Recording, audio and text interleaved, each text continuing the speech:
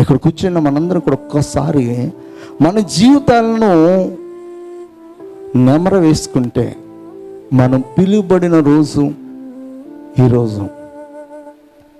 మన జీవితంలో ఈ మధ్య కాలంలో దేవుడు చేసినటువంటి కార్యాలను ఒకసారి మనము గుర్తు తెచ్చుకుంటే, మన హృదయం ఎక్కడైనా ఏదైనా విషయంలో గర్విస్తుందా, ఏదైనా విషయంలో దేవుని దృష్టికి మనము పాపము చేసి ఆయనకి దూరం అయిపోయే విధముగా, ఆయనను మర్చిపోయే విధముగా ఎక్కడైనా మన బ్రతుకుంటుందేమో అని చెప్పేసి మనం ప్రశ్నించుకుంటూనే ఉండాలి.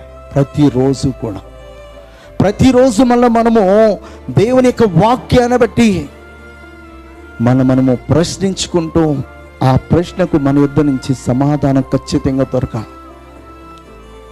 ఆ ప్రశ్నకు మన యుద్ధ నుంచి సమాధానం ఖచ్చితంగా దొరకాలి.